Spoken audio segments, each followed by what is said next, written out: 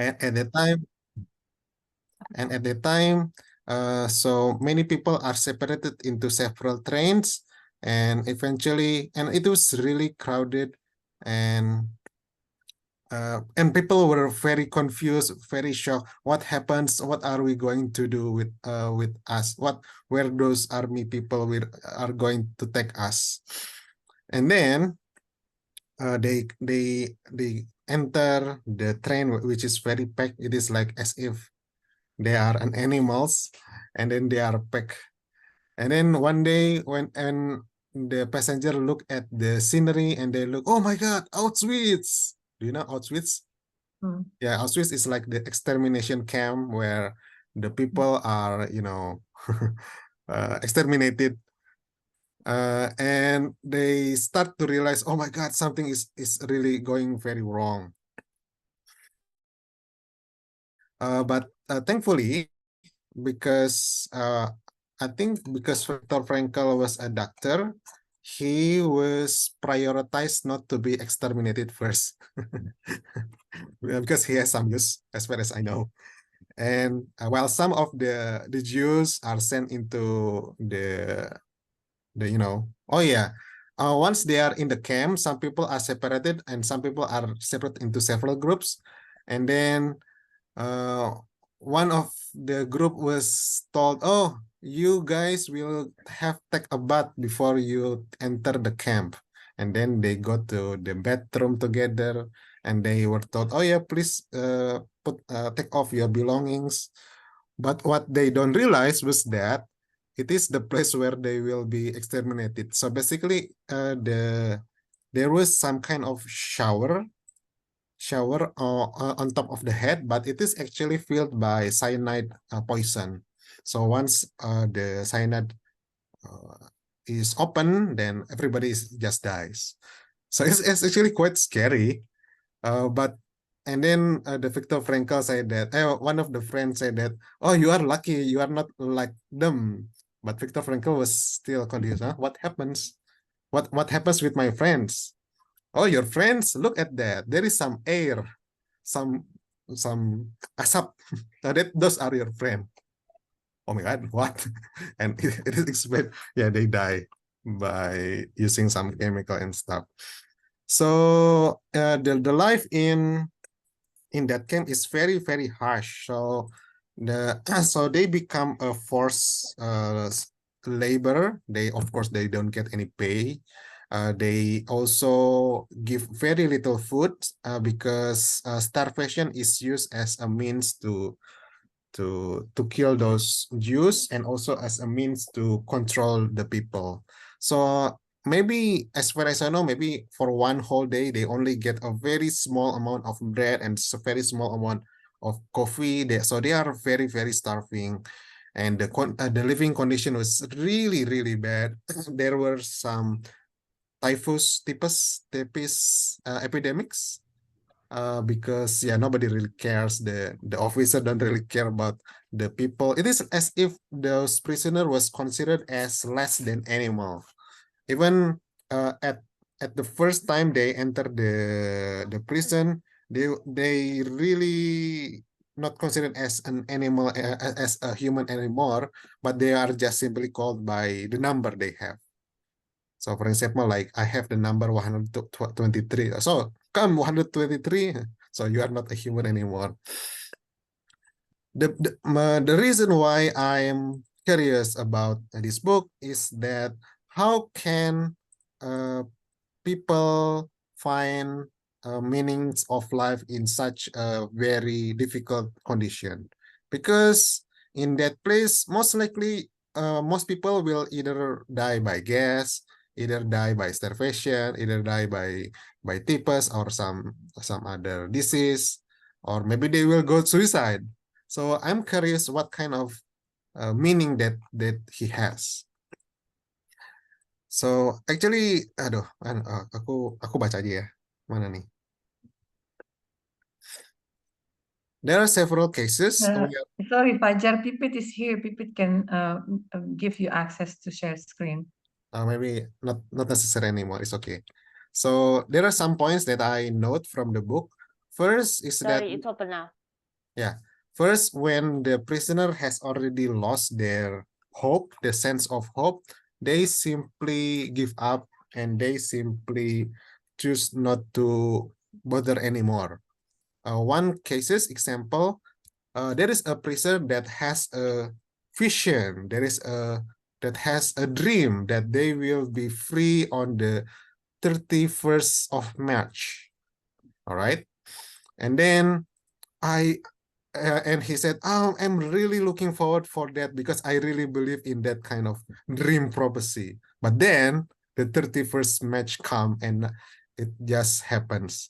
And after that 31st match pass, he simply die because he simply already lost any hope and he simply give up basically. There are some cases where people also just simply go to the run to the wire and get themselves electrocuted and die. There are some cases like that, but there are also some who just try to, you know, to numb themselves and try to be, yeah, not to care anything about their life. But the curious thing is that there are some people who actually be able to find some sort of humanity in even in such a dire situation. Some, for example, uh, give their food to other people while actually it is actually a very difficult place to find food. There are some people who are willingly uh, ya apa ya tag the mengambil kalau dikasih kesempatan ke orang dikasih kerjaan ke orang Take advantage, yeah. ya dikasih kerjaan ke orang lain tapi dia yang ngambil lah. There Oh, are also several sacrifices that those people make. And the Viktor Frankl said that it is a proof that although the external situation is very harsh or very difficult, humanity has still choices, has still power to overcome that, regardless of the external influence. And then there is also the question about the meaning of life by the Viktor Frankl. So how can you find the meaning of life in that place where you are most likely die or die by starvation, disease, or any kind of stuff? So he said that our meaning of life is found by facing our situation or obstacle directly. So it is not like a lofty idea of the meaning of life, like the grand idea, I have to become a Bill Gates or something like that. It is actually something that every day we face, and we face our obstacle with straightforward and with a meaning and with purpose. So for example, yeah, because everybody's experience are very unique, and it is our job to do our tasks on our own. Okay, maybe it's kind of abstract, but at least my concrete interpretation is that let's say that there is an OB that work a very low job, that paid very low, but maybe he doesn't have any opportunity to get new job because maybe let's say he doesn't have time, he have to take care of his family. How can he find meaning in his life that difficult time? Based on my interpretation using this philosophy, uh, one thing he can do is to face his day-to-day just straightforward, not uh, to be mental victim, not to be sad all the time, but just face it straightforward and keep looking for the new opportunity, because that task is actually very unique for himself. Nobody can replace that. I mean, his situation is actually very unique as his, yeah, everybody has their own life, everybody has their own situation, everybody has their own faith. So that's why that our personal journey is such a personal. So that's why that we have to take our life very straightforward lah. That's my interpretation. Hopefully you get it lah, yeah. What else? Yeah, and then later at the end, when how can Viktor Frankl escape? As far as I know, one time there was a dump of corpse, and then he observed that, oh my God, every Wednesday there will be some truck that take that corpses. So he dare himself to enter that piles of corpse, and then he pretend to be another corpse for maybe about 1 or 3 days among those piles, and eventually after that he escaped from that pile of corpse, and then he become free. Oh my God, eventually I am free. So that's why that he can survive until he can survive that Holocaust and not die there. Yeah, I think maybe that's all from me. Take challenges in life with purpose and meaning. Yeah, you can say that. And there is also some other take is that even in suffering, when let's say that someone are diagnosed with uncurable cancer and they are basically just waiting to die, so the meaning of life or the purpose of life he can take is just to face it, that impending death gracefully, and because it's something that that's no one else can take, right? So we just face it directly as a human, not to escape it, something like that. Okay. Maybe that's all. Actually, oh yeah, maybe I can tell more, but actually it is quite interesting. Mm, oh yeah, actually there are several cases where, because he was lucky, because one time he was sent away from the camp, and it turned out, and in the previous camp there was a famine, and it turned into a cannibalism lah, something like that. Very crazy. And there is also some other cases where the prisoner administrator are in favor to Victor, so they try to keep him alive. Let's say they try to give him easier job or give him extra food. So maybe that's the power of orang dalam lah ya, in order to survive. All right, I think maybe that's all lah. Actually, this is if I can say, the rating is 4 out of 5, because it's kind of, it's not the typical self-help book lah. You have to read it very deeply in order to get some understanding from that. Yeah. Interesting. Wow.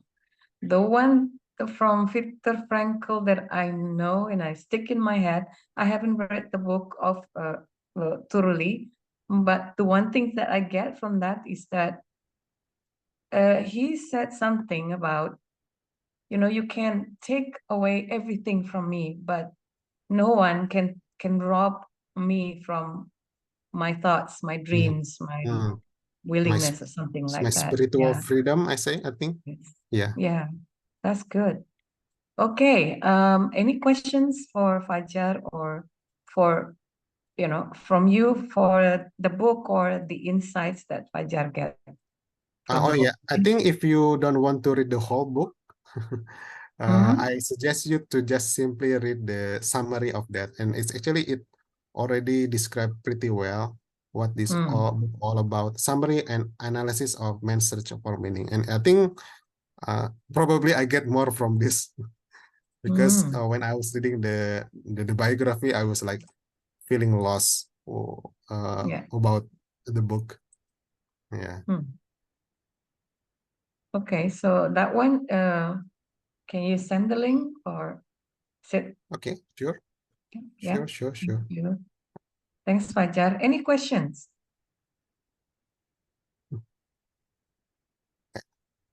I expect nobody will ask. I will ask then, in that case. I think he's also well known for his thought that's called logotherapy. Yeah, logotherapy. So basically, it's like a therapy where we are looking forward for our future, something like that. Mm-hmm. Trying You to know, mhm. Yeah, so basically one of the motivation speech that he delivered with the prisoner with the other prisoner is to give hope. Although maybe we have only a very small chance to survive from this camp, we have to believe that we will be able to survive. And remember, there are so many people that are waiting for us, our wife, our children, our family. So please don't give your please don't give up your life. There is hope, no matter how small it is. We must strive for that. And by delivering that motivational speech, the some prisoners start to get some inspiration and they start to cry. Oh my God! Thank you very much for sharing this. I really need that. Mm. Question, please. Yes. Yeah, I almost said repeat, POI please. just now. Mhm. Sorry. So I have questions about logotherapy. Mm-mm. So they, Franco believed that humans' primary drive is to find meaning in everyday life, right? Mm-mm. Not just pleasure, things like that. But what if we see from a lot of people that at least there are a lot of people I know are so lazy in finding meanings in this life, like so malice to think, like there's Yeah. a problem about something and then it's so reluctant to think about the meaning of stuff. We just rather just go with the flow and happy-go-lucky situation, especially in Indonesia. So why is this logotherapy is universal, or is it just an ideal that we have to achieve to find meaning in life? Actually, I think that trying to find the meaning of life is, at least for me, is how can we uh, face, let's say, difficult times. One of the one of its usefulness is for that. For example, I have a friend who have uh, a kid that is disabled, let's say, mentally. So he tried to find the meaning of why does God uh, give me this kid and I have to stick with this disabled kid for the rest of my life. So he tried to find the meaning of why, and he now believe that maybe this is just ujian, or maybe this is nanti aku bakal dapat pahalanya lah ya, atau maybe um, there is a saying that Allah will not give difficulty if there is not some kind of purpose, something like that. So there is a higher meaning about this, but I still don't know. But I believe that this is the best thing that God can give to me, let's say. So basically, uh, trying to find the meaning is one explanation on how to explain the difficulty of life, let's say. But what about those lazy people who don't think about meaning? Well, I don't know. Some people are simply superficial, let's say. Not all people are think deeply, and maybe it's not always be suitable for all people, I guess, in my opinion. Okay. Anything else? Interesting. Utsa? Yeah. Any other questions? Yeah. Uchla or Ukla? Ukla is fine. Any. Ukla. Okay. UCLA. Yeah. Yeah. Guess Yeah. your parents Yeah. probably graduated from UCLA. Yeah, I thought that. Oh, no, No. obviously no. I actually want to ask, I think from the story, it really implies that the meaning of life is not just surviving because the book does, he's a survivor, right? The writer is a survivor from Holocaust, Mm. let's just say Holocaust. But in today's era, if you just want to survive, you can't because you have to exist in society. You have to do something back to humanity and increase the value of human, right? I think we should really ask the question whether should we just exist? Should we just find the meaning of life for ourselves or find the meaning of life for the humans, for the world? Because it's two completely different things in my understanding. If you just want to live, you can. That means you don't die. You just don't die. Just live, do your work and everything. But is it good for human? I mean, if you just keep doing things repeatedly until maybe 80 or 90, and then it's over, is it truly, are you truly alive? Or are you just, you know, just exist, right? What do you think? Is the meaning of life is just one, or is it more than one? Okay, so very good. So there is an exact answer for that. So basically, what is the meaning of life? It is a question that is often asked by many people. Viktor Frankl said that you should not ask what is the meaning of life. You should be asked what can I give to life itself. So what does that meaning? So it means from the life that you have, what is something that you can create? What is something that you can make? And actually, it is not the meaning of life is not just one sentence, and you keep doing it for the rest of your life, because the meaning of life is something that we face every single day lah.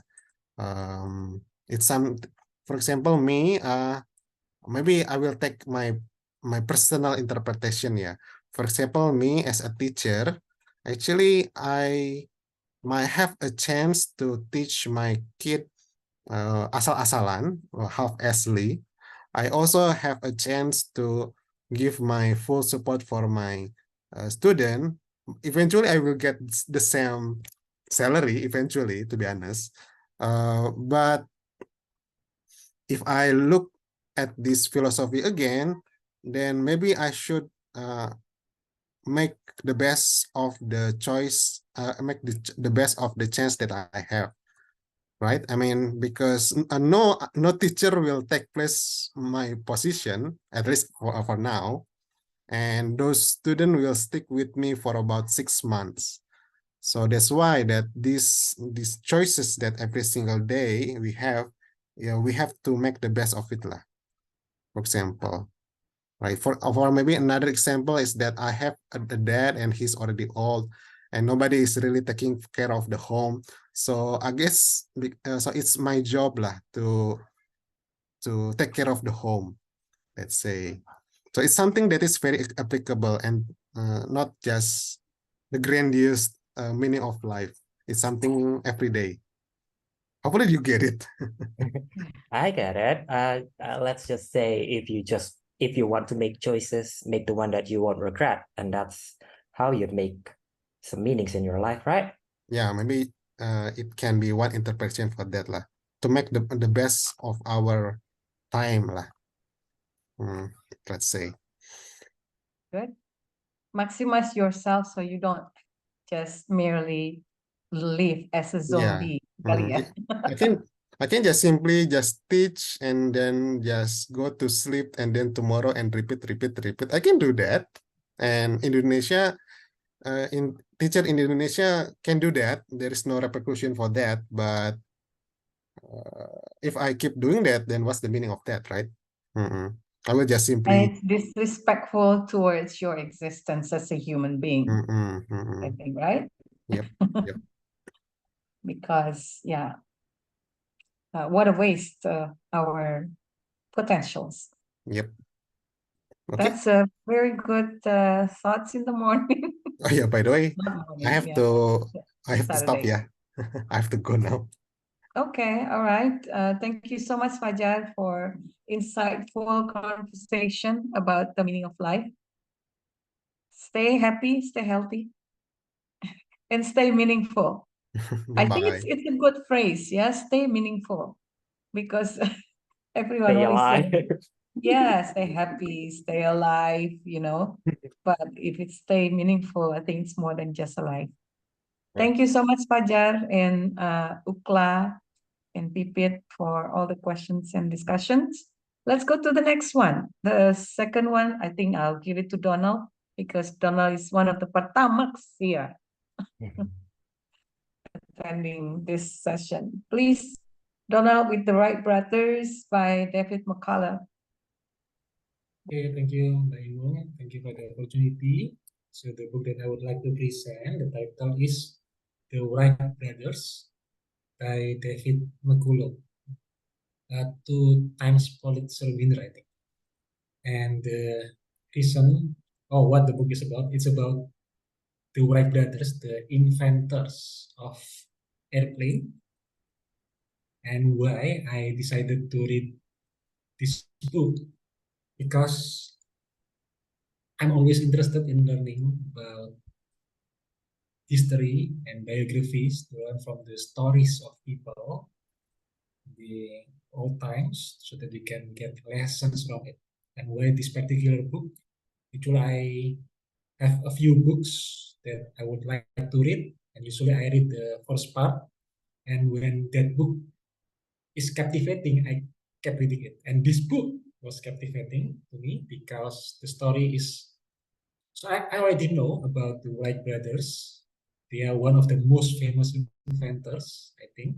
But I never knew about the story, about the invention itself. And as it turns out, it's a very good story. And the author is also a very good storyteller, because the Wright brothers, they had no resources actually. There were other people who tried to invent the airplanes. And in fact,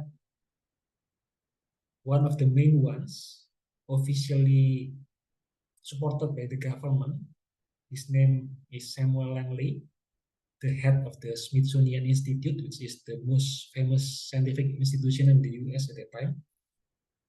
And he worked on airplane using public money and failed. But the Wright brothers, they didn't get any support, any financial bankers. They didn't have college degree, didn't have any formal technical training, no money from outside, only by themselves. They tried. So I think it is one of the most inspiring stories that I've ever read, because these two people, against all odds, and in fact during their time when they worked on the airplane, there were so many people, authority figures, say that it is impossible for men to fly, and that happened again and again. In fact, just at the time they are starting to experiment with their airplane, one of the most prominent figure, and this is the chief engineer of the US Navy, so very credible person, because the chief engineer of the US Navy was supposed to find the newest technologies, right? And he claimed that people simply cannot fly. So against all this, they kept working on the airplane, and the story itself is very interesting. They faced so many difficulties. So just one example, they tried to draw on the experience of the previous people who tried to fly. For example, Otto Lilienthal, and then there are several other names. And they tried to base their airplanes on the previous experiments. But as it turns out, those previous experiments, the data that they gave are all false. So they tried based on those, and they failed. So at one time they were desperate actually in 1901, after they tried to do the experiments. They were so desperate because of the failure, and on the way back home, Wilbur, this is Wilbur and Orville, right? Wilbur said to Orville, "Man simply cannot fly in 1,000 years." So they were so desperate, but what's interesting about these two people is they have determination. So after that kind of experience, in just a few days, they suddenly got the result back. And they said, okay, so if the data are all wrong from the experts, we will find our own data. So that's very difficult because they have no resources. And they decided to find their own data. So what they did is they built their own very simple wind tunnel, and using the very simple wind tunnel, just homemade. No financial backing, no government resources, no company resources. With the homemade wind tunnel, they experimented with, I think, 38 type of wings. And they try to find their own data. That is just one example of their, I think the best word to describe the Wright brothers is resourceful. Their resourcefulness is just amazing. I think the best that I ever known compared to the others that I've read so far. And another example, in addition to having to find the data from scratch for the wings, they tried to get off-the-shelf engines for the airplane. So they send letters to car manufacturers all over the country to get engines. They sent to seven manufacturers, but they got reply from one.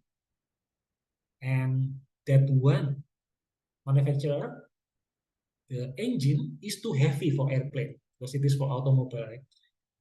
So at the end, they had to build their own engine from scratch.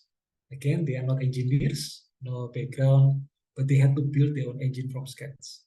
So these are examples just how amazing these two people were. There are many other examples, but those are just two. So in many occasions, they have to build something from scratch, redo everything that the experts got wrong, and they kept doing it. So just inspiring. And even after they get the flight done, people still ridicule them. They try to apply or to propose to the Department of Defense. At that time, the name is not Department of Defense, but War Department. That to propose to the War Department for the new machine, and got rejected again and again. Well, they actually already successful because they had no name, no financial background, and anything like that. So it got rejected again and again. And it took many years, even after they successfully fly, to get recognition from the own government and from the public. But the most important thing, I think, is the way they keep persisting, because at that time, all the experiments fail. So people believe that people cannot fly. That is counterintuitive, right? I mean, how can people fly? And it's quite entertaining, maybe, or intriguing, because now we live in an age where airplane is very common, to read how the impression of the people who see the first flights were. So, for example, one of them, I came to the field expecting someone's neck to be broken, but instead I saw a machine, 400 kilograms, fly like an eagle. So it was very impressive to them.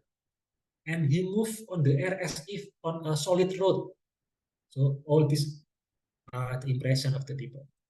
But these two people they worked very hard. They had to build the spare part themselves, all of them. Even needle, they have to build everything from scratch because they don't know the spare parts, and they experiment. So yeah, just amazing. And their story reminds me of the story of someone, I forget the name, someone who ran under 30 minutes for 1 mile. So at that time, people don't believe that human can run 1 mile in under 3 minutes. I think the numbers. But then someone broke the record, and suddenly many people can run under 3 minutes for 1 mile. And the story with Wright brothers is similar. Once they proved that it is possible for men to fly, suddenly there were many inventions about airplanes in both sides of the Atlantic, in the US and also in Europe. So the New York Times commented, it is a significant fact that before the Wright brothers proved it is possible, nobody succeeded. But once they proved it's possible, suddenly it seems like everybody can do it. So that's how hard it is to become pioneer, because you do something that is unproven. But once it is proven and people's mindset is changed, that people can indeed fly, suddenly innovations come. So yeah, these pioneers receive double respect in my opinion. Okay, so that's my takeaway from the book. It's quite interesting. Yeah, other than you said they were very resourceful. What are the other things, other traits that you think that makes them successful? Yes, I just remember. They like to read. So in their home, there were a lot of books. So their father collect books and encourage everybody to read. So Orville Wright once said in an interview, it is not right to say that we have no advantage whatsoever because we grew up in a household that encouraged intellectual curiosity. Because the parents push them to read, to explore, so they have intellectual curiosity. And that's why they study about flight with that kind of passion. So intellectual curiosity and reading is also another trait. Interesting. Well, I have a question, but I think I will let other people first if you have any questions about that. Edo? Okay. So I remember watching a documentary videos that said that the Wright brothers exploit the patent system that caused the development of airplane in US is virtually halt for more than 10 years. So what is this book talk about the villain side of their story? Okay, so about the patent system, right? Yeah. Yeah. I remember it said like it is analogous to if Bill Gates patented the personal computer, so no other computer will have the chance to develop.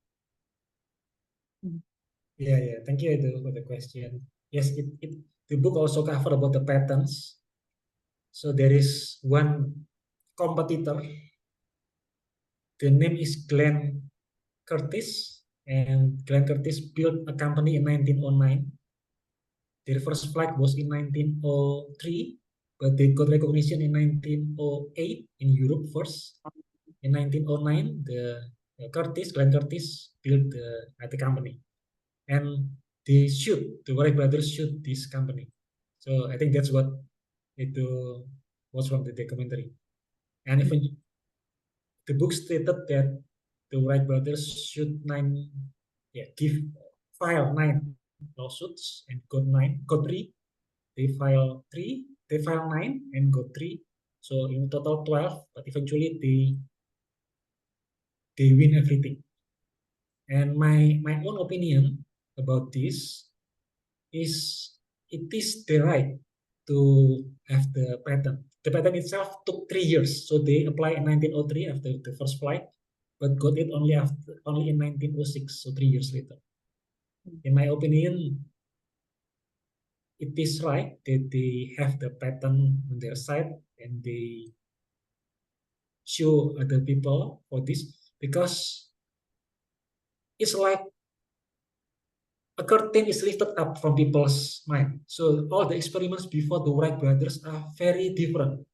Samuel Langley experiment, it flies for just half mile and then went into the ocean. So the critical invention is made by the Wright brothers.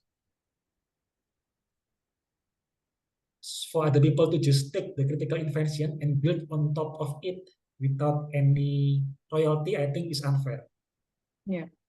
Because all other experiments before this just completely failed, even those supported by the government. So that's my take. It is right for them to use the patent system because the difference before and after their invention is just so different. They moved the mountain first so that people can walk, go through it. Yeah. Wow, that's good. Pipit, it's yours to ask question. Yeah, my question is there tips written in the book about how to face skeptics? Because Wright brothers faced a lot of skeptics, like you said earlier, right? But they had a conviction that yes, one day people can fly, but in the face of a lot of these skeptics, how did they manage to continue basically with their conviction? Yeah, thank you, Vipin. So this is one benefit. One of the benefits that they have is that they read widely. So they read a lot about the experiments before, and in 1899, so 4 years before their successful flight, they sent letter to the Smithsonian Institute. Smithsonian is the prominent scientific institution at that time, to ask for all literature related to flight. So they studied the field deeply with all the resources they could get. They sent letters to the experts at that time, and by studying deeply, they knew, for example, the person before them, Otto Lilienthal, failed and eventually got killed in a crash in 1896. And actually, it was one of the inspiration for them. And they didn't just receive the news and take it as a bad news, but they dig deeper why Otto Lilienthal failed. And they concluded, based on the gliders, the airplane, the experiment, the problem is because he lacked control in the air.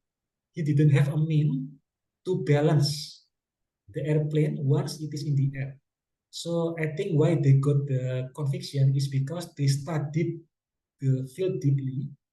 They didn't just receive bad news as it is, but they dig deeper into why, and because they know the reason why. For example, Otto Lilienthal, he lacked the control in the air. So we need to find a solution for control in the air.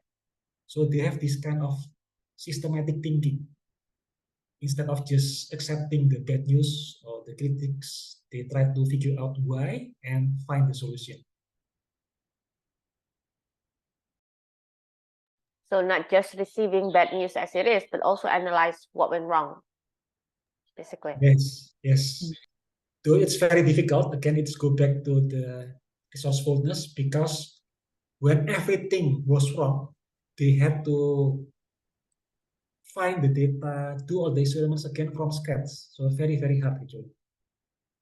It's different if I'm just intellectually convinced, okay, I believe people can fly, but actually doing it is very different because they had to build everything, redo everything from scratch. All right. Well, thank you so much. I think we get something out of this, yeah? At least, how we can become resilient and passionate about what we do. And we can move a mountain. That's what I get from this, even if it's sound and look impossible. Well, kudos to them. Okay, so it's almost 1 o'clock. So shall we move? Yeah. Let's give big round of applause to Donald. Thank you for the inspiration from this book. So who's next? I think Pipit, if you're ready, because you're all still eating. What about Edo? Oh, okay. Yeah. Edo, your book is about understanding power by Noam Chomsky. Noam's book, Noam's writing is always heavy, but I guess it's interesting. Let's hear from you. And so this book is titled Understanding Power. It's actually not a book that is written by Noam Chomsky, but it is more a compilation of the speech by Noam Chomsky during their lecture and group discussion in around late 80s to the 90s. So the topic that is taught in this book is only about the world affairs, the U.S. relation to the world during the modern time, so during the 20th century, and also about the situation in the U.S. itself.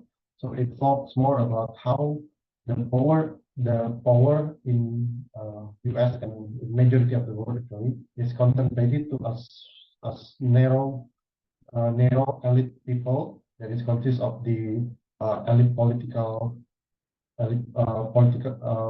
peoples in the elite political rank and the corporate, the corporation and the top CEOs and the managers.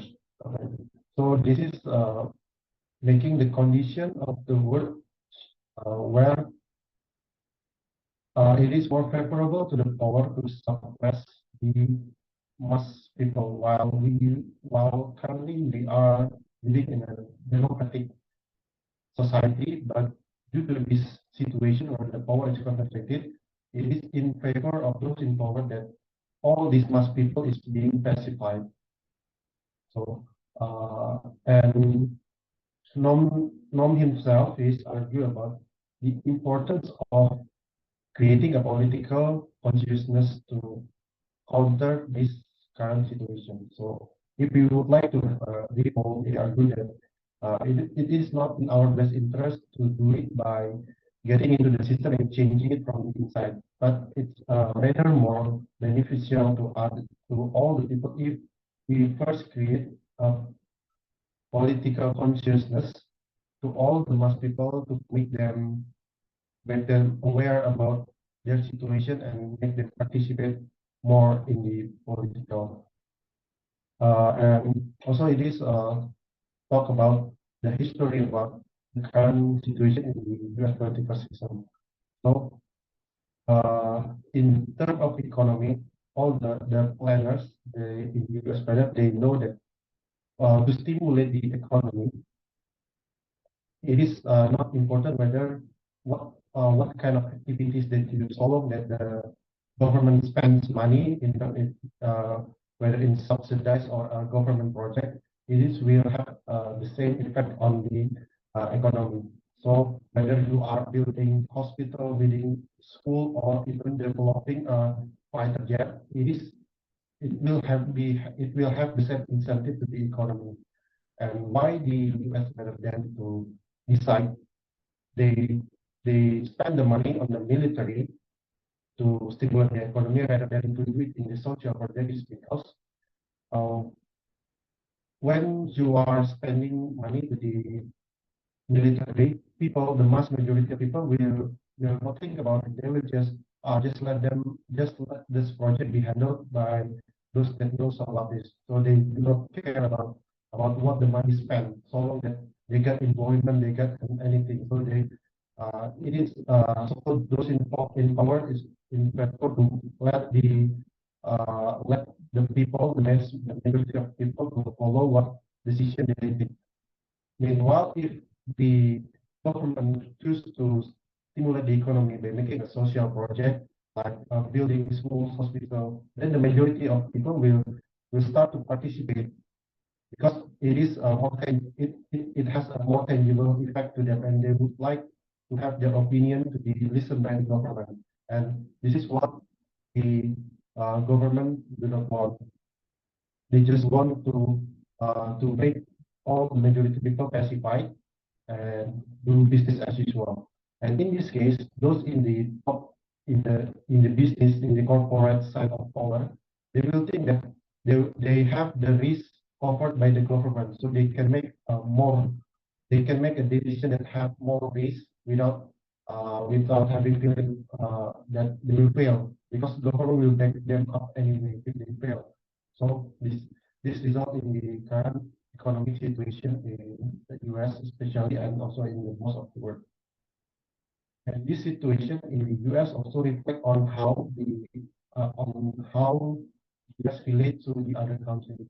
So That's why there are in the last century there are many intervention that is done by the US, especially to the third world country, and this book talks much about it, and we talked about many examples like from the Nicaragua situation, where at the time in the 80s there is a Marxist government that is in power, the Sandinistas, and the US actually do not like this government because if this successful, this government will be an example to other third world countries on how to have a good system that can develop their economy, that can leverage their their their population and all. And the US do not like this. They want the world runs in their way.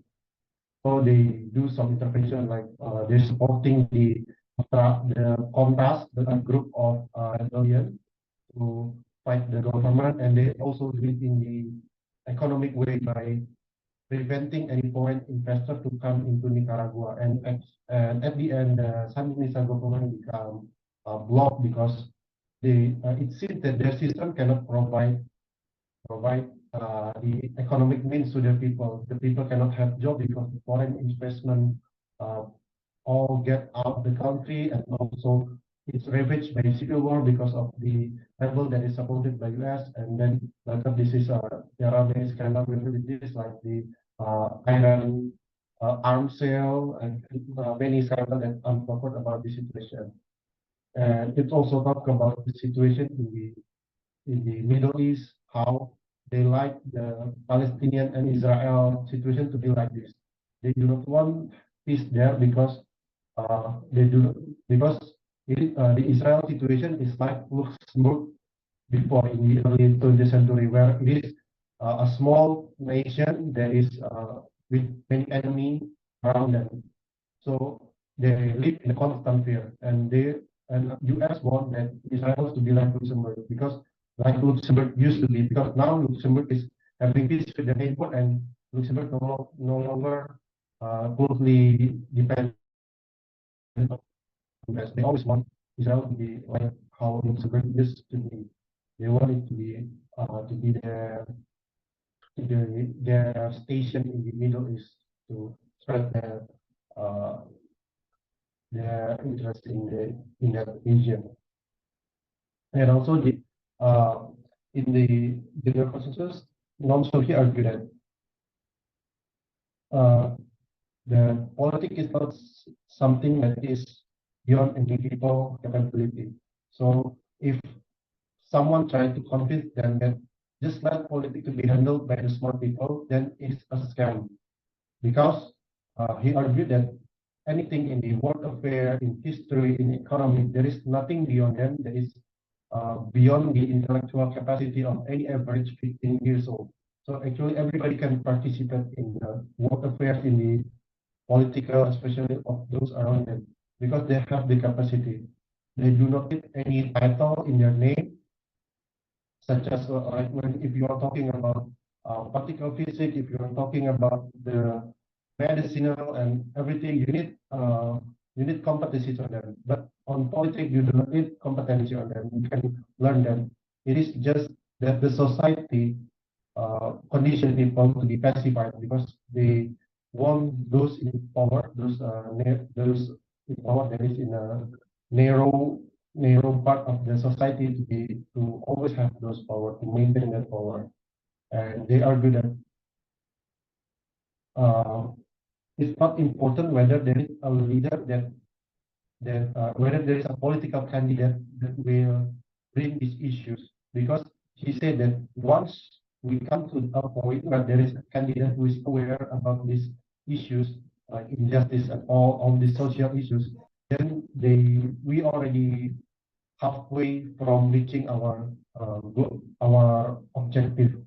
Because at that time, it means that we already make the general people aware about their situation, about their position in this political. That make some people think that, okay, I understand that you want this, and I agree with you, and let me be your leader.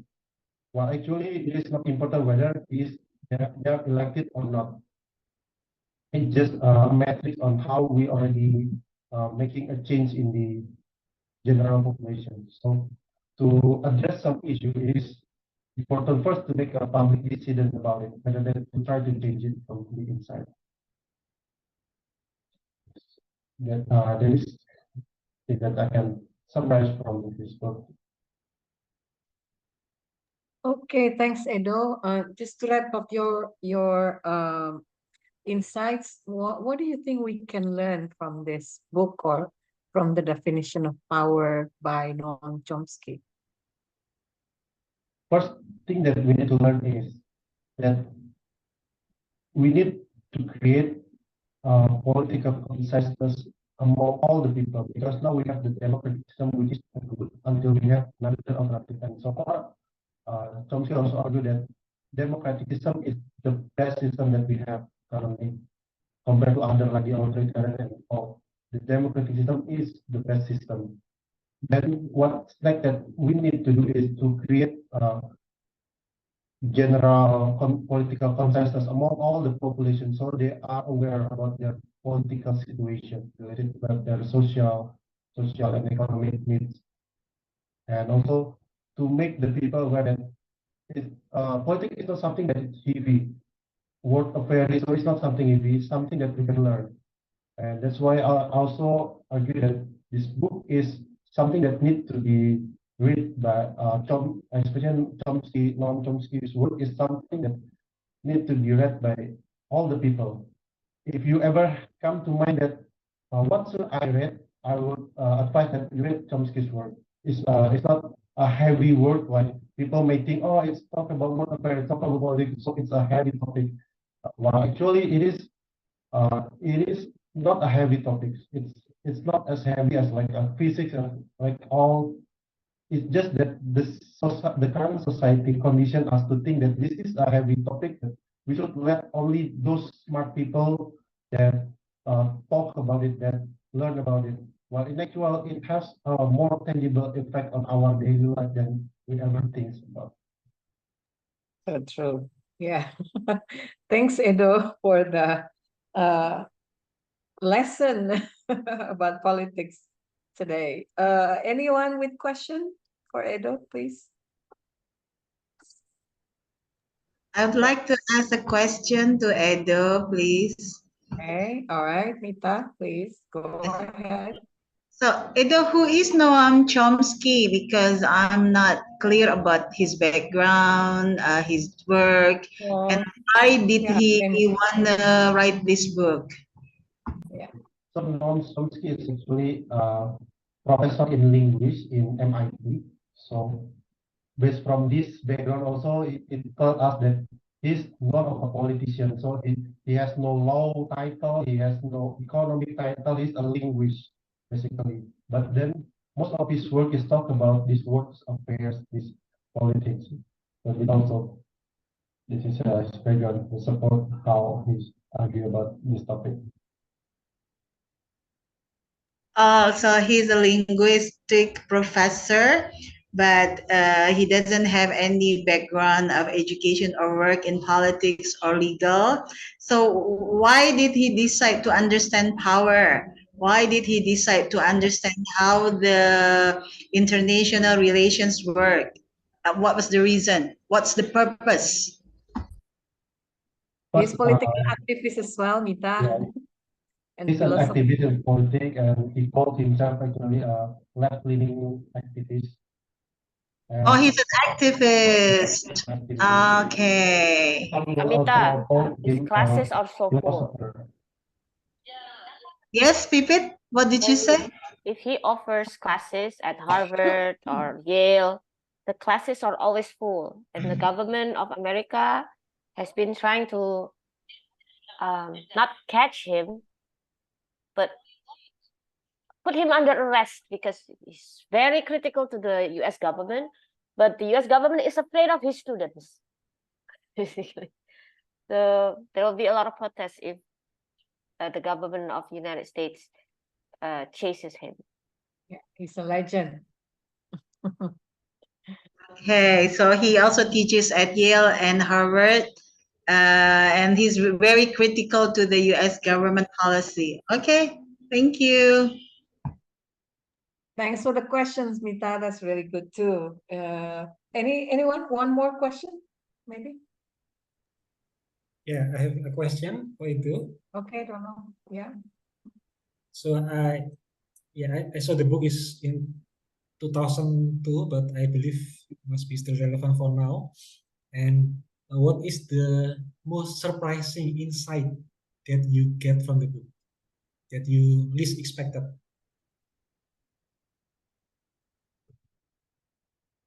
The things that less expected from this is about the economic situation of the US.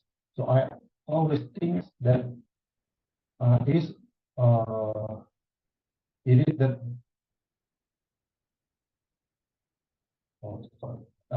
it is that there is only a fight between the rich and the poor. So it is like a fair fight between the rich and the poor, but because the rich have more advantage than only those, it is become unfair. But turns out that this is not the case of free market economy that people always think. It is never a free market economy. It is always a condition by those in power to be not free. So while we could argue that US is a free market, you can get rich, you can all the poor can climb the ladder of economic to be rich to make themselves to have a better life, to be rich as all those people in that higher rank could achieve.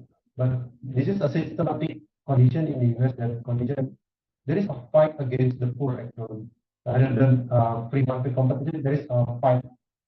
If you see in US, there is poor communities like in the big cities like in New York. Once all those communities become together and they have a more consciousness about developing their own community, then there come a drugs abuse issue, like people handing out drugs for free for the people, and then all these communities become devastated. So it's actually there is a fight. There is never a fair fight in this. It is not about a market economic system where as long as you work hard, you can climb all these economic ladder and all. There's a fight that is happening, and this is and the norms mostly talk about US, but I believe it is also happen elsewhere in the world. Awesome. Thank you so much, Edo. Big round of applause. I think because we still have two reviewers, two books to talk about. Yeah. So we go to Pipit. You finished eating, Pipit?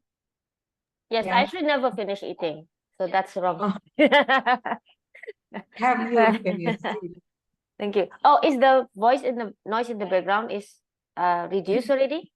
I Yeah. didn't hear any noise in the Okay, back. because there's a TLI ongoing at muted it. okay. All right.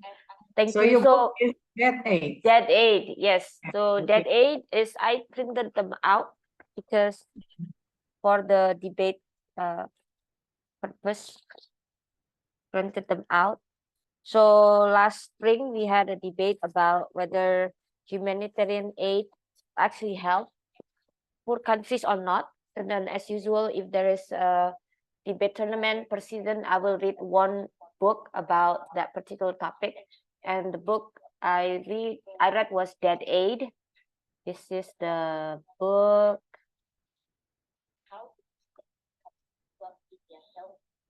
Okay, why aid is not working and whether there's a better way for Africa. So the book is divided into two. First is talking about why humanitarian aid itself actually damaging towards the countries they try to help. And the second, even though the humanitarian aid comes with political condition, it's still damaging, basically. So it comes in two parts, yeah. So humanitarian aid without any political conditions, just give the money give the aid without any requirements, without any, political strings attached. But second one, even with political strings attached, is still not going to work. So that's the two parts. The first reason the book said it's not going to work is because it started talking about how in the 1980s until, still 1980s until 1990s, there were $480 billion. Oh, sorry. Wait. Okay, so during 1980s and 1990s, there was the peak season of giving humanitarian aid to Africa, basically, right? And then actually we thought the Western countries were helping Africa by doing that, but according to the latest calculation, actually this humanitarian aid cost $480 billion per year in potential GDP. So there's a lot of African countries who receive humanitarian aid lost potential GDP by $480 billion. How? Well, there are so many complicated explanations in the book, but the easiest is because there are the government who received the donation or this humanitarian aid without any political conditions. They use the money to enrich themselves. That's easy to tell, right? But also it is dangerous because they are the reason why the problems exist. So in Africa, why there were conflicts and there were structural failures and a lot of developmental failures, things like that, were caused by the government, who were very corrupt and also very violent towards its own people. And in 1980s and 1990s, most of the donation, humanitarian aid given to them, came without any condition. So basically, it was free money given to them. And they used the money to buy guns, to threaten their own people. They used the money to rig the elections. That's why these countries such as Egypt, for example, were able to sustain their, a lot of, not just Egypt, one of them was Egypt mentioned, the dictators were able to sustain their dictatorship because of humanitarian aid, basically. So that kind of makes the problem become worse, right? Because the government was seen as the source of the problem, but now becomes even stronger. The ideal situation is the people should be able to not fight against the government, but at least have some effect towards the government, right? But now, because of humanitarian aid, they did not have any effect, because the people that this government have to please is actually the Western countries, not its own people. So because of humanitarian aid, these dictatorships do not need taxes from the people, basically. So it's enough for them to enrich themselves. Humanitarian aid is enough for them to sustain themselves, to enrich themselves. So they did not need taxes from the people. Because they did not need taxes from the people, then they did not do well. They did not do the best they could for the people. Because they just need to please the Western countries who kept giving the money, basically. So that's one of the most obvious reason why humanitarian aid was very harmful, particularly in 1980s and 1990s. There were no clear, what is it called,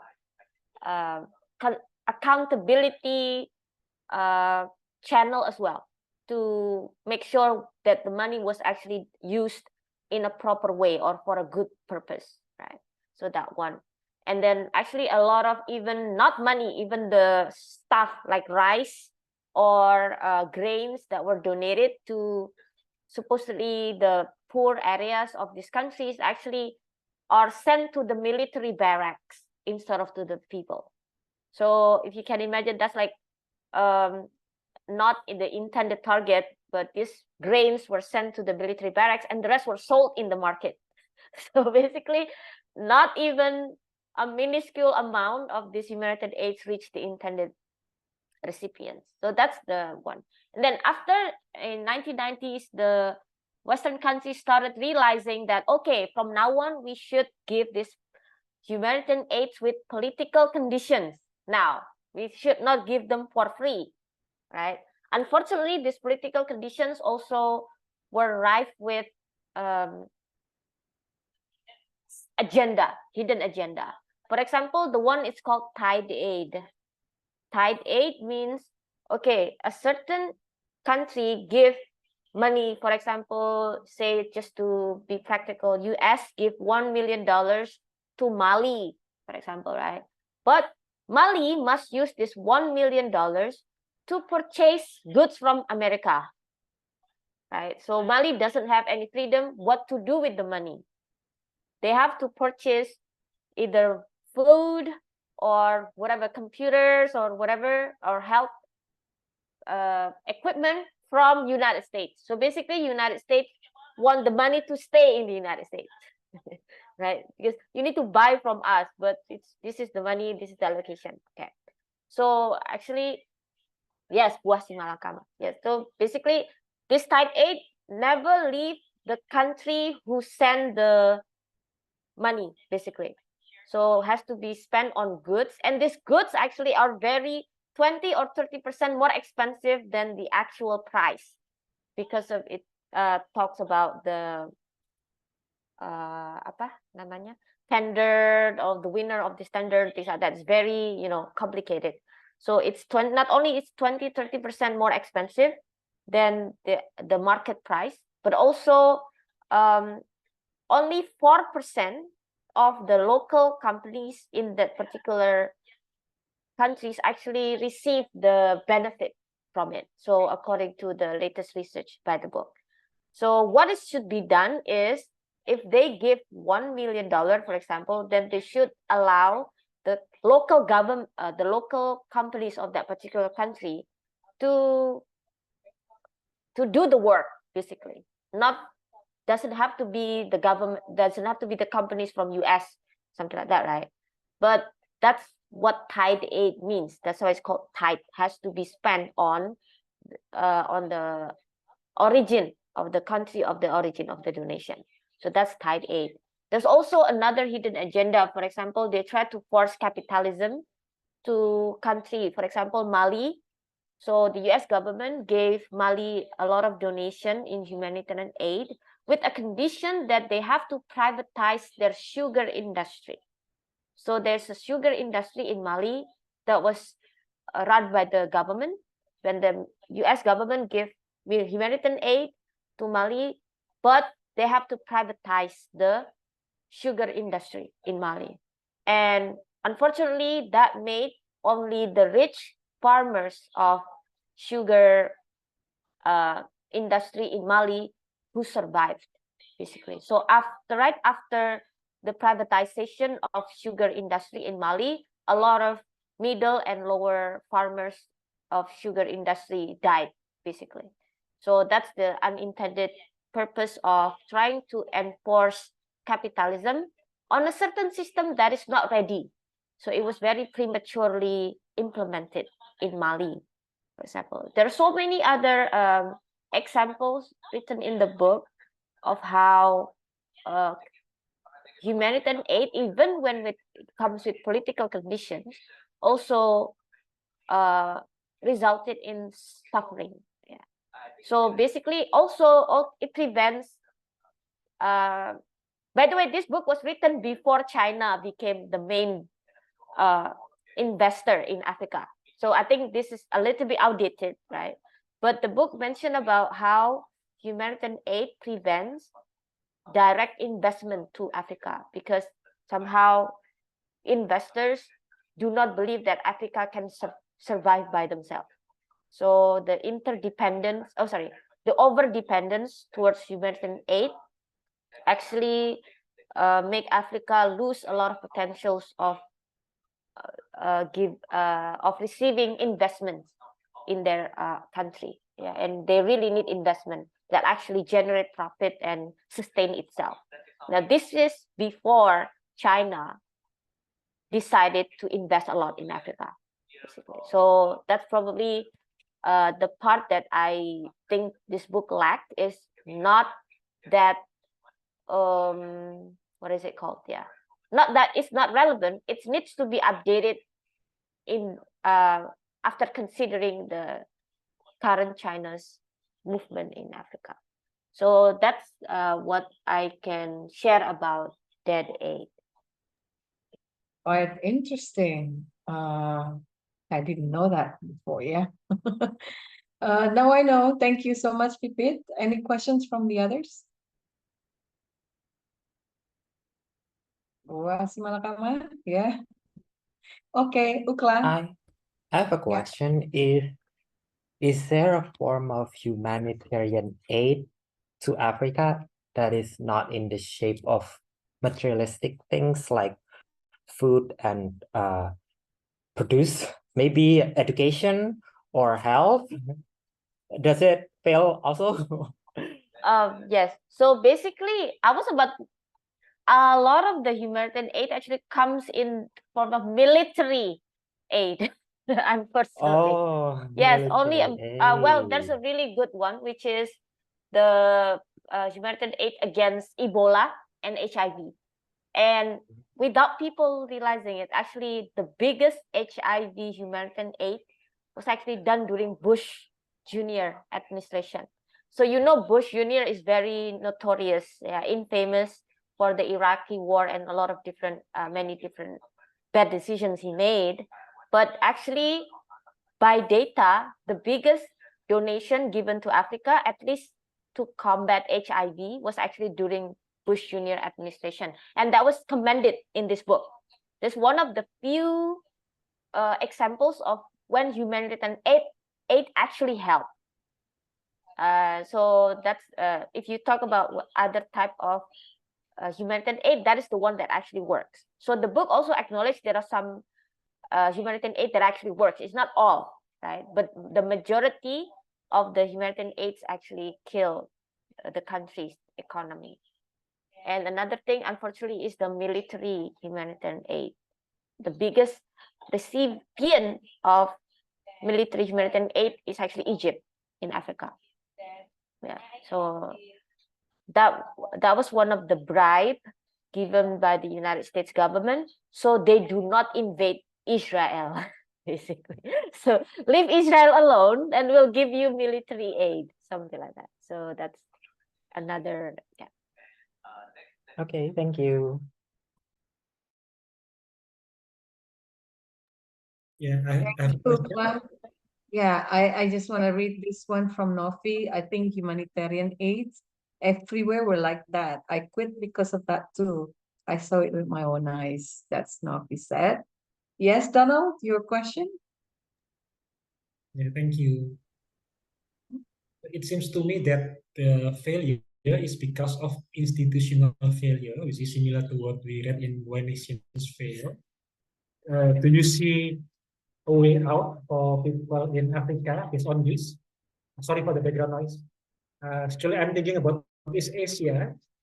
Is it possible for them to follow in the footsteps of East Asia? Because like South Korea, for example, it was a dictatorship for a long time before it became democracy. Is it possible for them to follow the footsteps of East Asia, for example? Yeah, actually, East Asia was mentioned in the book is one of the rare case of when humanitarian aid actually works. Actually, South Korea and Japan. So the book talk about how humanitarian aid to South Korea, because South Korea got a lot of humanitarian aid from the US, right? And then Japan, particularly after World War II, they got a lot of humanitarian aid from the United States as well. And now Japan became independent and become one of the United States' biggest trade partners. So that's the success story of humanitarian aid. However, unfortunately, the success stories that happen in South Korea and Japan have not been remodeled in other countries. So there has never been other examples in the recent modern history that can model after South Korea and Japan. So there has to be some X factors in South Korea and Japan that are not available in, or that are not applicable in other parts of the world. Yeah, but South Korea received the humanitarian aid in the 1970s, and then Japan received it in 1950s. So and actually the humanitarian aid to Japan came with political conditions that time. So that time there was a lot of syndicated companies in Japan that run by families, strong families, almost like a samurai style. So, daimyos have a lot of companies run by families in Japan, syndicated families. So the US gave humanitarian aid with political condition. You have to break these companies and totally implement capitalism, free for everyone to set up businesses, not just these noble families, basically. So that's one of the political conditions given by United States and proven to work after that. So the Japan economy thrived after that. However, when it was implemented in Mali, it did not work. So same type of principle implemented in two different countries, two different eras, resulted in different things. Wonder if the culture plays the role there. So because it's so ingrained in us, maybe the ethics, integrity, or accountability. I don't know. Maybe because of that, different cultures. Yeah. What's your take on that, David? In my opinion, it's the meritocracy, which is very strong in East Asia. So, which is the opposite of the daimyos in Japan. So actually, the Japanese people, I think, is very strong in meritocracy, but once they lost their way, when they prioritize the samurai families, all of these noble families, but this structure was able to be broken down by the US political conditions to them. So thanks to the US, at least at that point, helped Japan getting out of the traditional economic structures. Yeah. Okay. Edo, you want to say something? Go ahead. Maybe one of the factors is also Western colonialism, because I've read somewhere that the situation in Japan and West African kingdom in around 16th century is almost the same. Like they are, in terms of cultural and development and all, they're almost the same. Then what is differs in their historical part is that the African is later colonized by the Western, and even until now we can see that the West is still reluctant to get their foot out of the Africa, and there's still one orientation like what we see with France that now still virtually have control in most of the Sahel regions. They even use the French currency up until now. So yeah, maybe that's different in this situation. And whenever there is a leader in Africa that talks about it, they get assassinated or something like. I remember about Thomas Sankara, the president of Burkina Faso. He ever said that we encourage aid that aids us in doing away with AIDS. So he said that if you want to aid us, do not give us food, give us tractor. Yeah. That's Yes, cool. Unfortunately, even a lot of conflicts in Africa is also the legacy from the colonialization of the West, because they kind of decided the borders between them, not considering their, traditional conflicts, basically. So like Sudan, for example, is supposed to be 3 different areas when it comes to their ethnic groups, right? But they put them into one area and then they fight for who gets to be the government, things like that. But I also think I acknowledge that what happened, how the West decided the border was very selfish, right? However, I think the countries itself must be able to overcome their differences. Like in Indonesia, for example, right? So, like it or not, we have to be able to overcome our differences, although we come from many different ethnic groups. That's not an excuse to separate or to constantly fight with each other. So, sorry, I have a Gojek call me. I have to. Okay. All right. Okay, thanks a lot, Pipit. Big round of applause. And now we go to the last book to be reviewed. It's A Conscious Leader. That's the name of the book by Nita. Nita, the screen is yours. Thank you, everybody. Thank you, Mbak Imeng, especially for moderating this book Brewers session today. Okay, The Conscious Leaders is actually the book that I'm brewing. It's still in the oven, so it's not baked completely. And I need your brain power to make this book suitable for all book lovers in the world. My target is the probably 4 billion people who read books in the world, because this book is going to be in English too. My first book, The Miracles in You, finally the last buyer that paid me was from US, and I just figured out the challenge of getting paid from abroad. So writing books, selling books are like puzzles for me, and I intend to continue these projects until the end of my life. So can you see the slides here that I'm sharing with you all? Yes, Mita. Okay. So the title itself is The Conscious Leaders,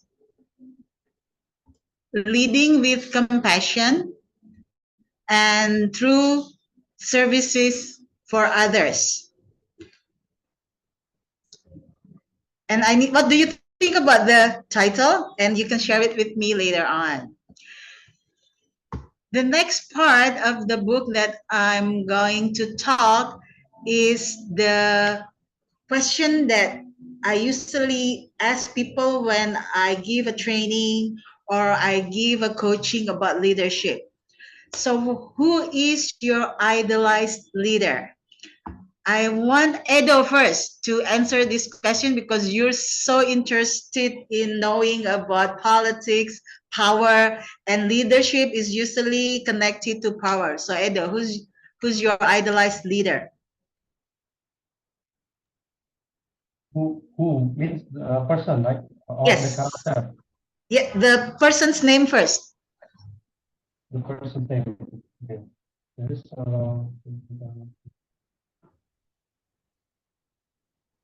I would say Gus Dur. Gus Dur, excellent choice. I love Gus Dur too. So, what is this?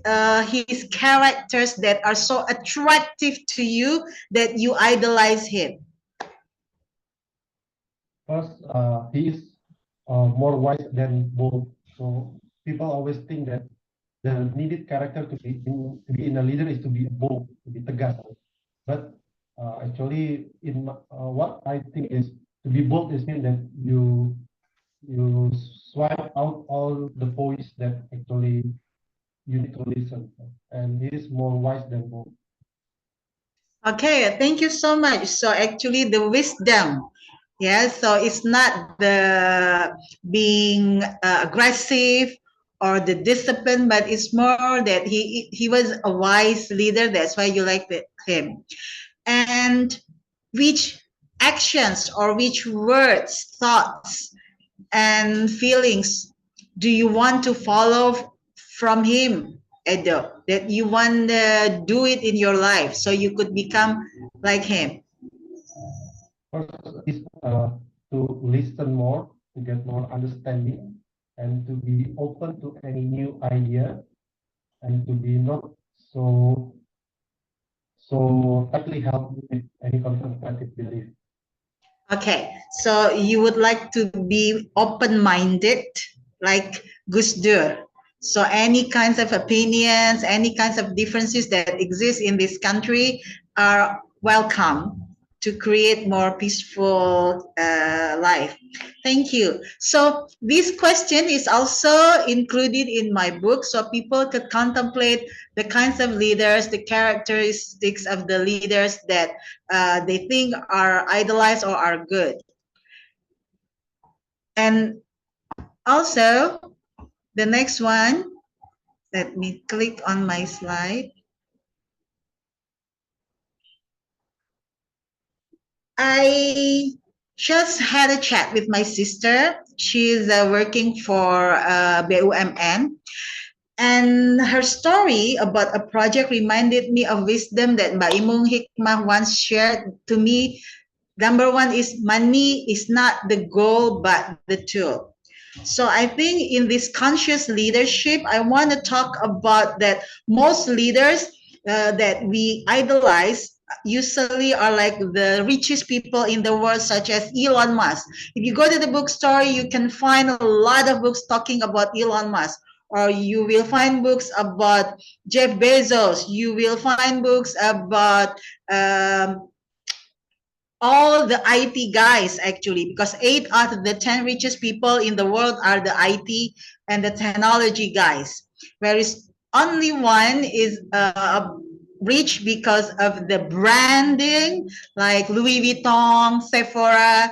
So it's all about the money that make them powerful. However, my sister told me that currently she's handling the project for IKN, and she needs an investor from China to invest in the IKN projects, including building tollways, etc. What's interesting is that these investors want, in exchange of their help in service and also in all things that are needed to build those infrastructure in IKN, they want crude palm oil. So we can see that they don't want to involve any money here. So there is a free trade between China and Indonesia that eliminates the element of dollars, US dollars or European euro. So in my book, I'm talking about the characters of leaders. Number one is that leaders who serve others, they usually ask questions like, what do you need? How can I help you to manifest your needs? So it's not always about money, because I personally think that Indonesia is like I don't know, number 2 or number 3, the most corruptive country in the world. And that is a bit, I feel ashamed to be a part of this kind of corruption culture. So I think it's about time that we eliminate the elements of money as our God, and we start to do more tradings with like between crude palm oil from Indonesia, because they can make BBM through the crude palm oil, and to make our new capital in Indonesia. I'm talking a lot more about the difference between conscious leaders and the common leaders that people usually look up to today. These are the contents of my books. The first one is introduction. The next one is soul profile, know thyself. Because before you lead others, you need to lead yourself. Before you lead yourself, you need to know yourself. And then also the characters of conscious leaders.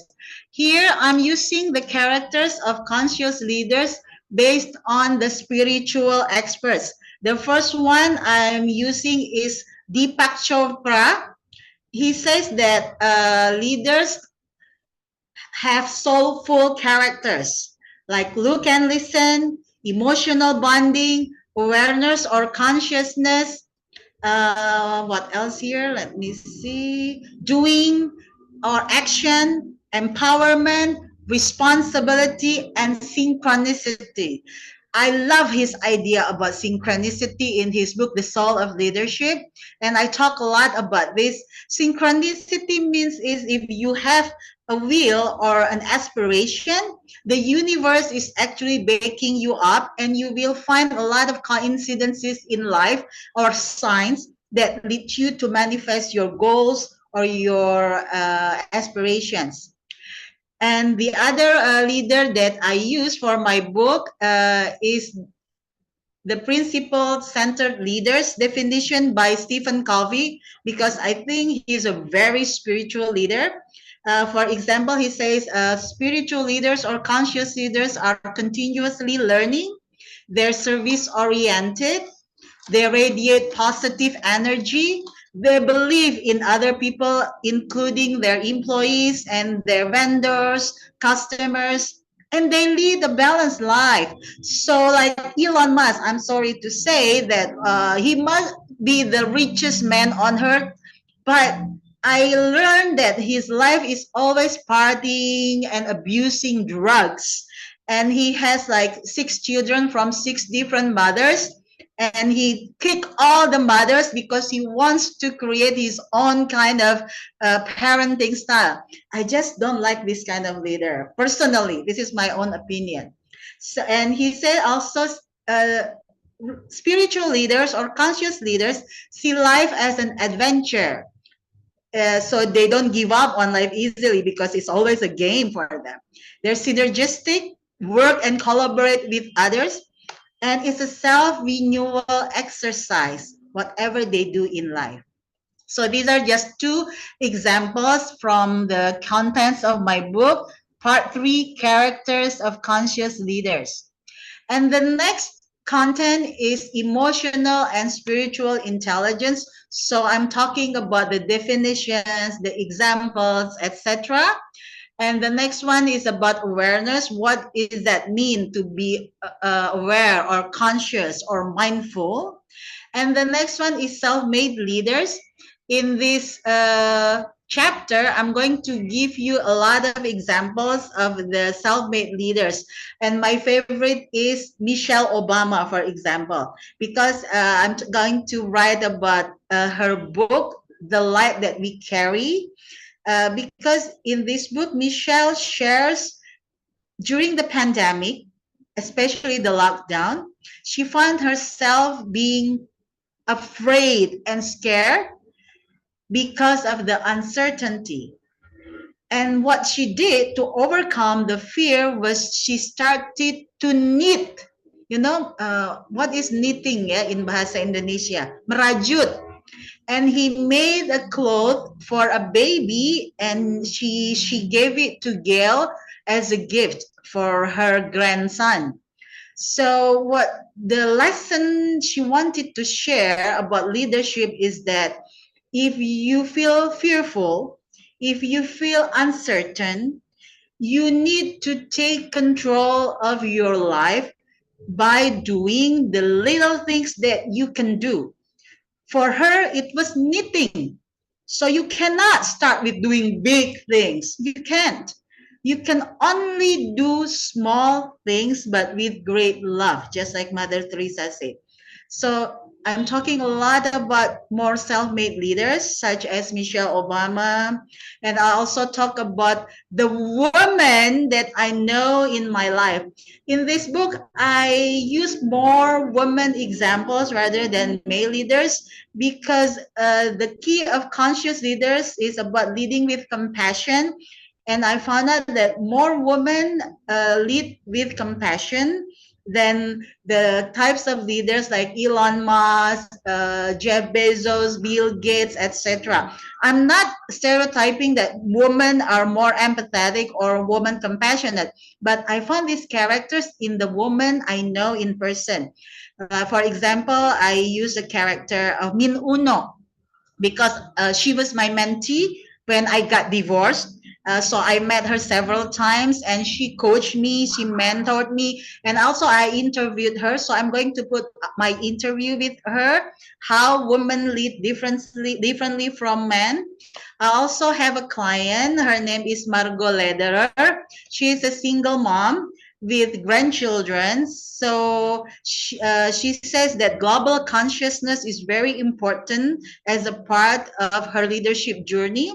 And another one is my Toastmaster friend from Kebayoran Club, Fajria, because she decided to start her own business, FAJ Consulting. And now she has 8 employees and she has BUMNs and Ministry of Finance as her clients. And I want her to share her experience building from zero to hero and many other women's stories, personal stories of self-made leaders. And here the leading with compassion part is about, let me see, what is it about? Okay, how we shift our paradigm from love of power to power of love.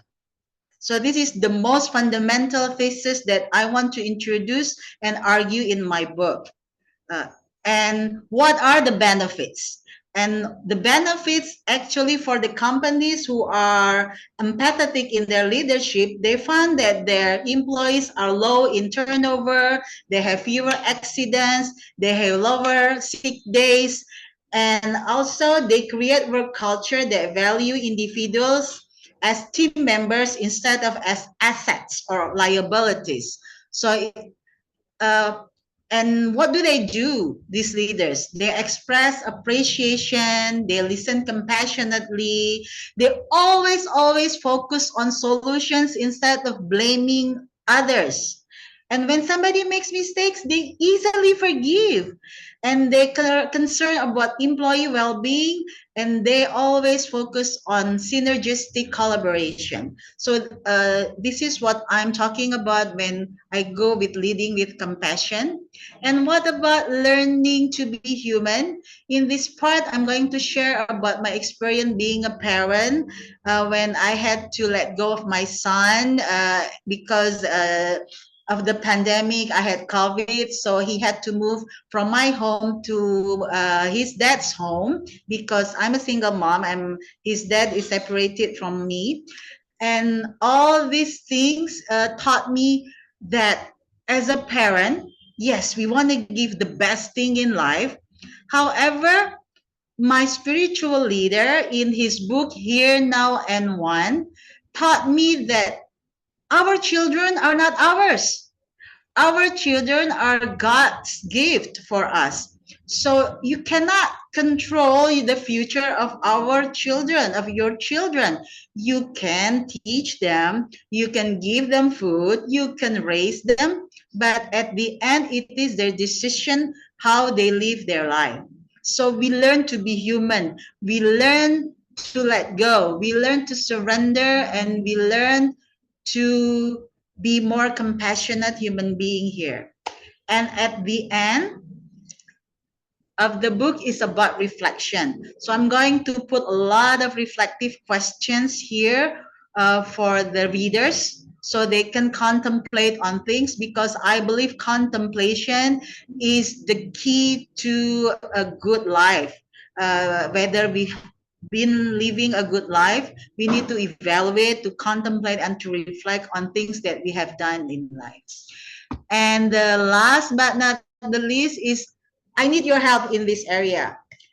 What is your book cover idea? What kind of covers do I need to use? Because I'm a kind of this colorful junkie. I like this kind of cover that is colorful. And the book is 100 pages colorful. And the inside is going to be like colorful like this, a lot of pictures, just like my first book. Although there are also more of the writings like this. Yeah, so similar like this. I haven't printed them out. They're still in the ebook for the latest edited version, and it's 100 pages, A4 size, just like the Toastmasters magazine, like this. So that's the idea of the book. So, and I'm thinking about this time to get a sponsor from companies so they can put their logos. So if you have experience about getting sponsored, please let me know. And if you have any more ideas, just pitch in. So thank you, and I'm giving it back to Mbak Imung. Thank you so much, Mbak, and everyone for listening. Thank you, Mita. That was really good one. Interesting and inspiring. Yeah, I will let each one of you, if you have any questions or answer for Mita's cover ideas. I have a question with the title. Yeah. Conscious leaders. Conscious of what, Kak Mita? Very good question. Just like Edo shared about Gus Dur, he's different from any other leaders because he is wise. He's not like Prabowo, who's more fascist. using the iron hands, kill people who rebel. He's not corruptive like Suharto, who ruled this country This is for recorded loh, Mbak Mita. years. No, it's okay. I think this is a free country, yeah. Because in October No, we're going to start Mita, our campaign. here's the thing. It can get you in trouble in a way unnecessarily. I mean, because that one, your statement was like defamation in a way. I mean, I'm It's not a here free and there, country in but theory. let's not talk something about something that you don't know for true, you know. If it can be a defamation. Maybe you can just answer in a way that is not Conscious of what? yeah, Okay. conscious So of. conscious here is conscious of the consequences of their actions, conscious of the challenges that the people have, conscious of the pollution in Jakarta, conscious that we need to have a new capital, conscious that we rank in 134th in our human capital ability out of 140 countries. So our human capital ability competence is the bottom. So that means this leader is conscious about the needs for education, conscious on the global condition at the moment where all countries are experiencing crisis in energy, conscious of the future for the youth, that the youth right now they learn a lot from the mistakes of the elders, that they don't want to own their properties anymore, they don't want to get married, they don't want to have children, so they have to be conscious. They are IT addicts. They value 1 million followers than having one personal intimate relationship. So they need to be conscious of these things. Yes, so that's what I mean about consciousness, because the current leadership tend to be focusing more on power and money, but they're not aware of the interconnection of all people in the world, of how one country's poverty influence the one country peace. So everything is interrelated and interconnected. The illusion that one country is the best in the world is, I mean, is should be a part of the consciousness. You cannot campaign with America, let's make America the most powerful country in the world, because that doesn't work that way. Because when one country is poor, the rest of the countries, whatever you do, you cannot be the best, because there is a connection spiritually. Yeah, so that's what consciousness is about. Okay, it's quite interesting. But I feel like your conversation just now about that leadership is like all over the place. It kept makes me wondering, what is your intention or your objective for the readers when they read your book or your message? I think then you can, this is my idea, or not idea, my suggestion to you, that to focus on your intentions so that the samples and everything is not like all over the place that makes people confused. Okay. Yeah. Okay, Mbak Imung, thank you so much for your input. Any questions or inputs or feedback you have for Mita's book? About book cover, any artistic ideas?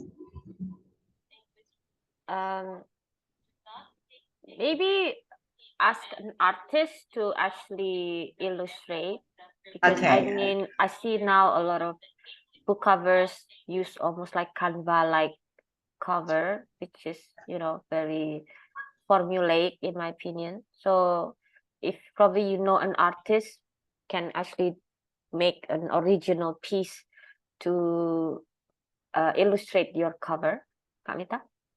Okay, yeah, I've been working with a creative designer for my first book, and also as Pak Wido, because he's the interior designer. So he has experience with designing, and his wife also launched a book in Yogyakarta. So I think he can help me with this. Okay, thank you. What about Okay, sponsorship? Ukla. Does anybody have Sorry, experience about sponsorship? one moment, Mita. I think Ukla has something to say. Ukla, sorry, I didn't see Ukla. Yes, Ukla, Oh, please. actually, I want to give suggestion about leaderships. Maybe you should put mother as a form of a conscious leader, because sometimes they sacrifice more than we know. So you could tell the story of how Michelle Obama as a mother, because sometimes she struggles a lot, right? I know I read some of her biography, and for cover, maybe pastel colors, and maybe give Ah. give woman vibes, maybe. Yeah. Thank you. That's it. Oh, that's a very, very enlightening ideas that I talk about motherhood. Yes, you're right. Michelle Obama shared her 8 years experience being the first lady, how her children every day in White House they had like maids that clean the bed, the bedroom, that cook for them. But she insisted the children to make their own bed and to clean their own room, so they're not allowed to use the service from the maid in the White House. So I think that kind of stories is also interesting for the readers. And thank you for your input about using pastel color, because I think that connects. I think now I understand my intention is focusing more on the woman readers, woman buyers, rather than the male readers, because my first book, the buyers were 50% male and 50% female. So here I need to focus more on the woman readers. And I also share my story about being a single mom in my book, this one. So yeah, and tonight I'm meeting an old friend in university. She's also a single mom. She lives in US. She has 2 children. And tonight I'm going to have dinner and interviewing her about her experiencing being a single mom, an Indonesian single mom raising 2 children, mixed American Indonesian in US. How that make her a leader. And I want her to give me permission to put her story in my books. And I'm going to put all the woman mother stories. So thank you so much. And pastel color is perfect. I think it's a perfect, more feminine. Thank you, Ukla. Okay, Thank you thank too. you. Awesome. All the best with your book, Mita. Thank you And so much, Ma. I will And save money to buy your book. okay, Okay, when it's everyone, thank you so much for your attention, your participation, your insights. I think this kind of meeting is always good for us, and the ability to read is actually, and I believe it will save us in the future when we get older, because we are going to be less and less relevant unless we build up that passion towards reading and learning new things. So thank you for enjoyable time with all of you, growing our neurons, and I'll see you all again next month. Happy reading, everyone. Thank you. Will take picture, Maybe Mas? picture taking? No? Yeah, we will take pictures. Oh, and you share did. a picture. keep it. I don't know how to do that here. Donald, can you help, please? Can you do the screenshot? Oh, maybe it's not getting it. Okay, okay. Yeah, it's difficult for me because Oh, okay. All right. Okay, one moment. who will take the screenshot? I will do that. 3, 2, 1. Oh, can we do that once more? Yeah.